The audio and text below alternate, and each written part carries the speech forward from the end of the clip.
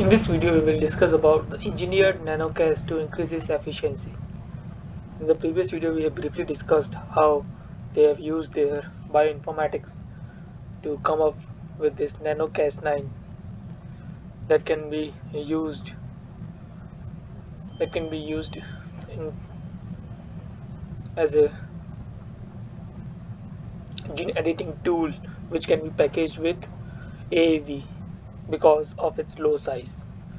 So, but what they have find out is that NanoCas9, the wild type NanoCas9 has lower efficiency.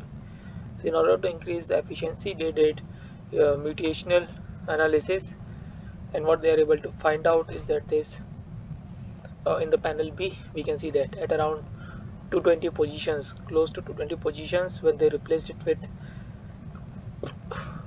D, when this replaced with R amino acid, they are able to see high chromosomal editing. And when they check these results using the fluorescence polarizations, they are able to see that this NanoCas D20 to 20R gives fluorescence polarization that is equivalent to around this SP-Cas9. Thereafter, they did the molecular modeling, and what they are able to find out is that this R220 is close to the positions where it interacts with the protein, and this uh, and their results that when they mutate these 220 positions with R, they will see high gene editings, indicates that their hypothesis that DNA binding is the reason for low efficiency has been validated.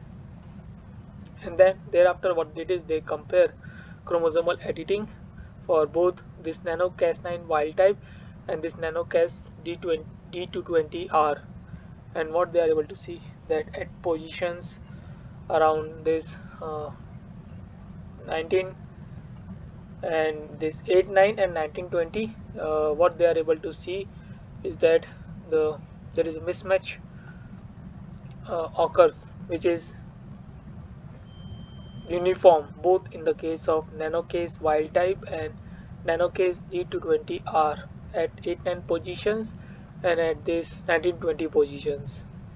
So these things could further validate that the gene editings, the mismatching positions does not get worsened in this NanoCas9 D220R compared to this NanoCas9 wild type.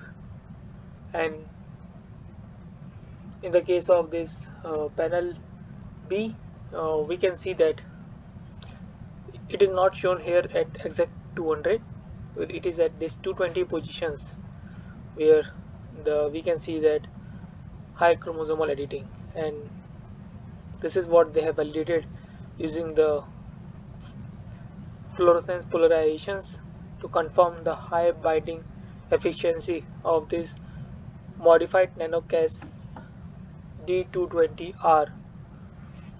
And how they validate this using the control case of SP-Cas9 fluorescence polarizations.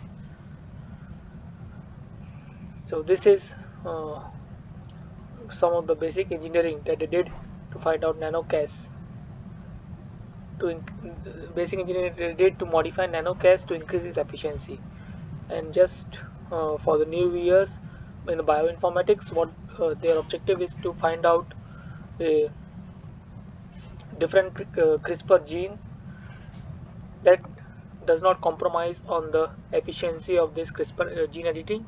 At the same time, it will have a lower size so that it can be packaged with AAV, as the current CRISPR has not been able to package with AAV because of its size constraint. And the NanoCas, what they are able to find out, has around 1200 base pair size, which is 1/3 of the actual smallest CRISPR genes known. So that is how this NanoCas9 became their uh, best candidates that is being further studied about its chromosomal editing and how they have modified its gene editing efficiency using this D220R. as the hypothesis that it's the DNA binding to the gene that is causing its low efficiency. If you need to understand more about these experiments and this paper in detail, you can go through the reference that has been provided in the description.